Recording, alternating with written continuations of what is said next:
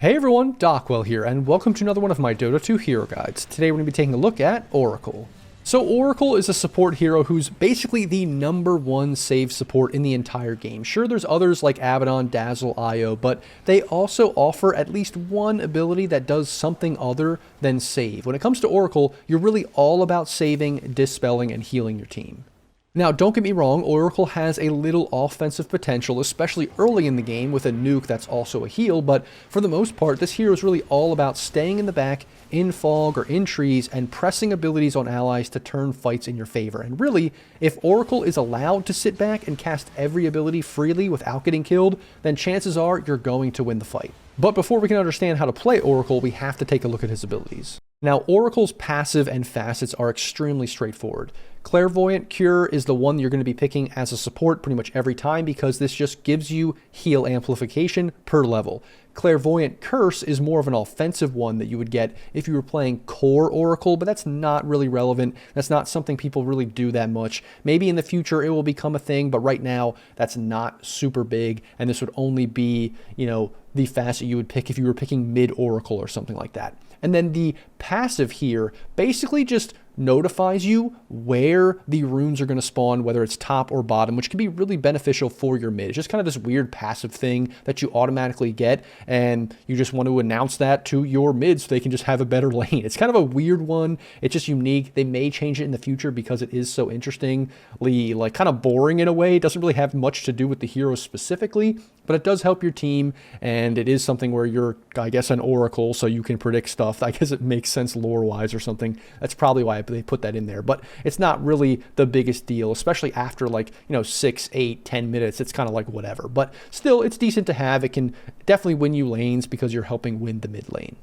As for Oracle's abilities, he does have 4 abilities like most heroes, but these abilities are kind of combo abilities because they do something different whether you apply them to the enemy or to allies. So first we have Fortune's End. So you can click this on an enemy or an ally. So we'll just show you this here. Basically, it's a channeling spell, and you can channel it for the full amount, and then it shoots out a projectile and roots the enemy and does some damage. Or you can use it and then stop it at any time, and it roots for a little bit less time, doesn't do as much damage, that kind of thing. The other thing it does is, let's just say the axe, puts a dispel here on this friendly axe. You can also use it really quickly on an ally to dispel them. So it's a really, really good dispel as well. The other thing it does is if you do use it on an ally and they're running in, so let's just say I'm using it on the axe here, my friendly axe, and then I'm dispelling him and he runs in and initiates, it also roots everyone in that AoE once it hits the ally. So it's kind of a multifaceted ability where it's great to use it on your ally, not only for dispelling, but also if they are initiating, or in the laning stage or another time, you can just straight up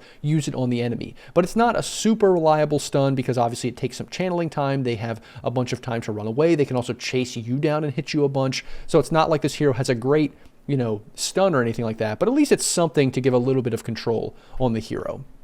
Then we have Fate's Edict. This is a pretty straightforward ability again as well. Basically, you can press it on an enemy and then they are disarmed, which is obviously really good if someone's getting aggressive on you or someone is getting aggressive on your ally. But you can also use Fate's Edict on an ally, and this basically just gives them pure magic resistance where they just take 0 damage from any magic damage. So, if there's a Zeus or a Lena trying to kill them, you can just put this Fate's Edict on them, and then they're just going to survive. They're just going to take 0 damage, which is kind of insane. In the past, it actually used to do that same thing for enemies, so you would disarm them, but they would take 0 magic damage, and you would do the same thing for allies, where it would disarm them, but they would take 0 magic damage. They made this a little bit easier now to use, because if you use it on the enemy, they're just disarmed. If you use it on your ally, they just take no magic damage. So it's not as much of a skilled ability. I mean, you kind of have to know when to use it offensively versus defensively, on your ally versus on the enemy, but it's actually pretty straightforward. Is it magic damage? Use it on your ally. Is it physical damage from the enemy? Use it on the enemy, and then they can't attack. It's really just that straightforward. Then next we have Purifying Flames, and this ability is really the one that is your main heal and your main damage output ability, because yes, you have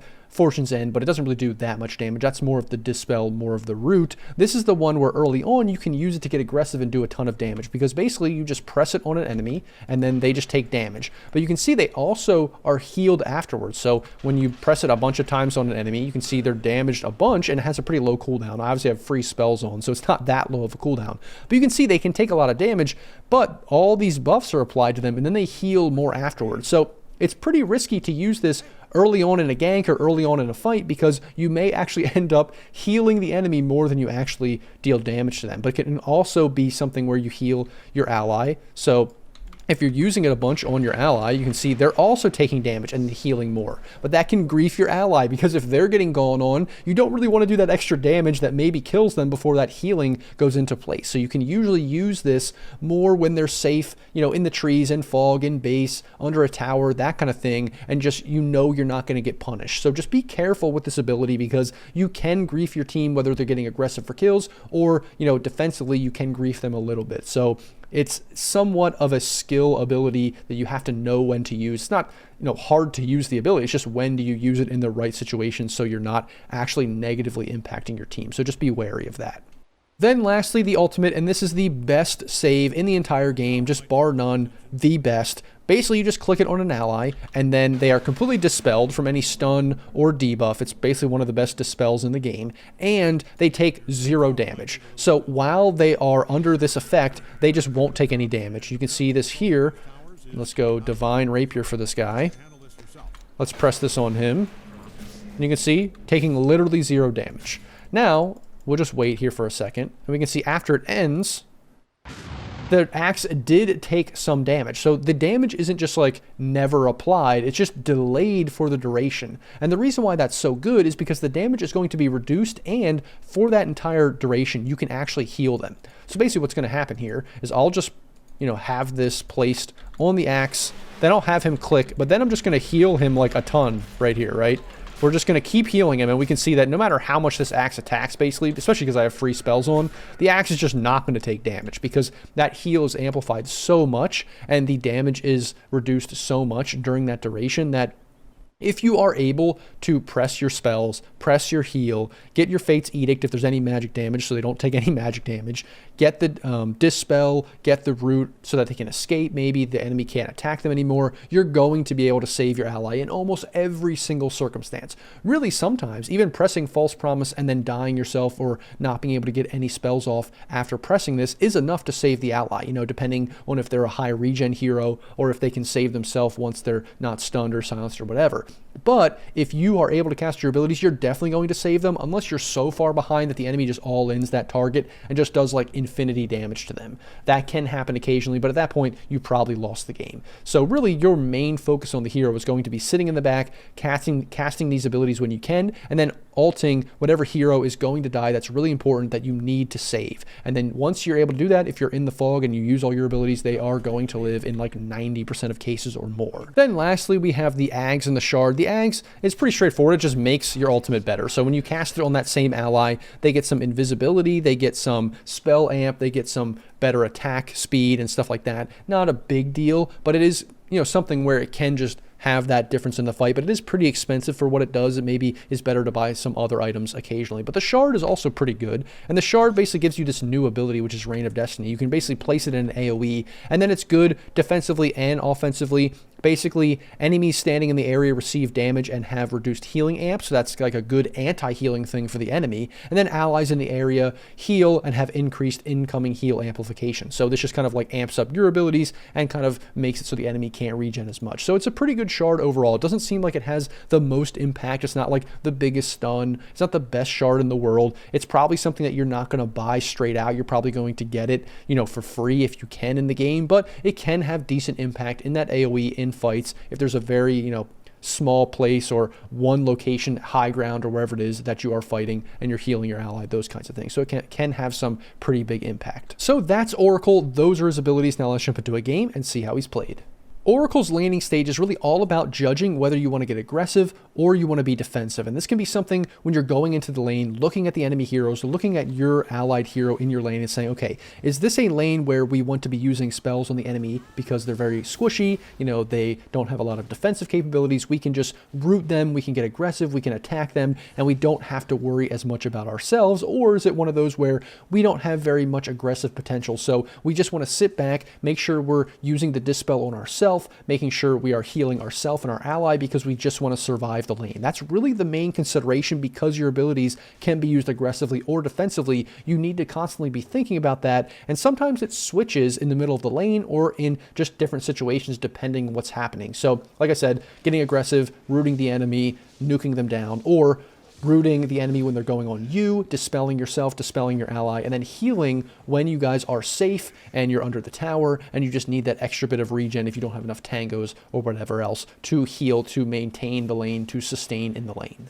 Then in that later portion of the lane, that kind of early game when lanes start breaking down, the mid starts ganking, 6, 7, 8 minutes, maybe to 15 minutes, when there's tower pushes and tower defenses and rune contests and all that kind of stuff, you can be a fairly aggressive hero that does a lot of burst damage. And people will often underestimate how much damage this hero actually does. You still need to be careful because you don't want to nuke someone down that's full HP, because chances are they're in. You still do have to be careful though, because you don't want to be nuking someone down that's full HP, because chances are they're going to heal more than the damage you actually did to them. So you're going to want to come in at the end of fights when heroes are lower HP to secure those kills, get that damage in, maybe a couple nukes to just, nuke them down. You can also root them, which is really good for catching heroes out, but it's one of those where, for the most part, in the game, you're going to be defensive. You're going to be focusing on healing, dispelling, all that kind of stuff. But for that little portion, when you have a ton of burst damage, if you're maxing out that ability, you can really get aggressive and do a ton of damage and secure kills and snowball the game for that small portion. But then after that time period, and even during that time period, depending on the game, depending on matchups,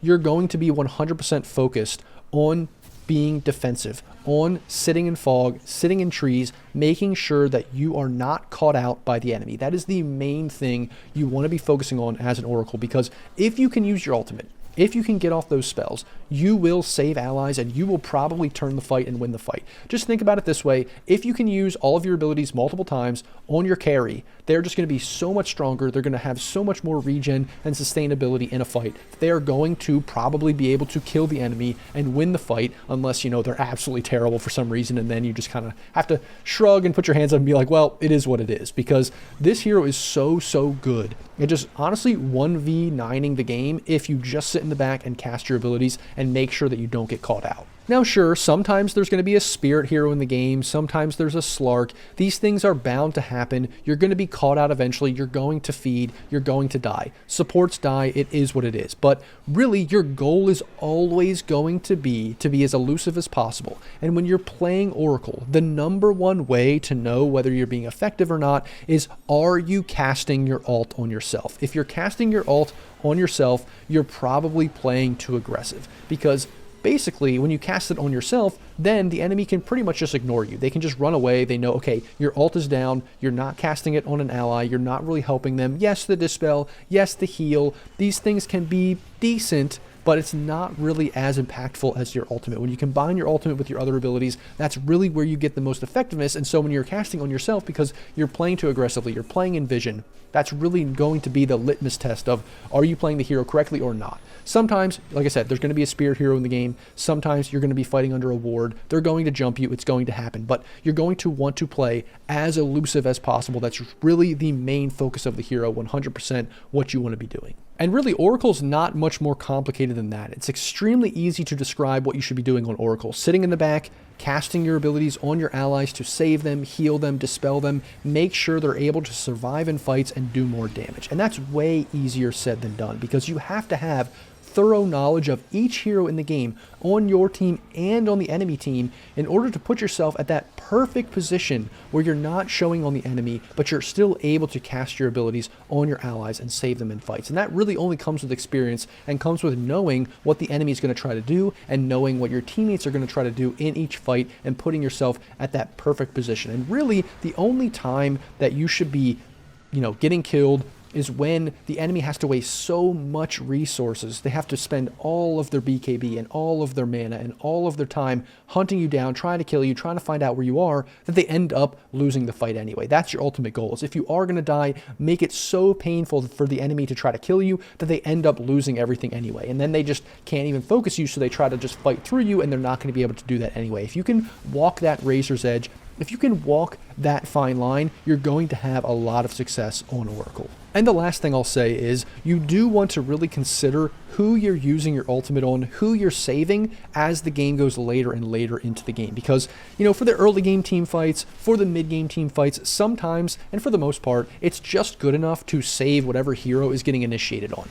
But as the game goes later and it gets a little bit messier and people get more abilities, people get more items, sometimes you want to save your ultimate for the correct hero and you want to identify who is the most important hero on your team. And a lot of times that's going to be the carry. So let's say you have an offlane Tide or something like that. He used all of his abilities. He used this Ravage. He doesn't have a ton of mana left. You don't really want to be wasting your ultimate on him because if he dies at that point, it's not that big of a deal. You just want to let him be tanky and try to survive by himself. What you really want to be doing is saving your ultimate probably for your carry at that point because they are the most important. They're going to be doing the most damage. Maybe it might be your mid, but for the most part, it's going to be your carry. And so you want to be at the position where you can save them so they can just do as much damage as possible in the fight. They have the most health they can possibly have and the most longevity and resistance to damage and all that kind of stuff in the fight as possible while you're not wasting everything on some useless offlaner that already wasted all of his abilities. So just keep that in mind. That's more of a consideration the later and later that the game goes. It's more important to be very specific who you are actually using your defensive abilities on. And that, everyone, is my Oracle guide. If you liked the video or found it helpful, don't forget to like, comment, and subscribe. And as always, guys, thanks for watching, and I'll see you in the next video.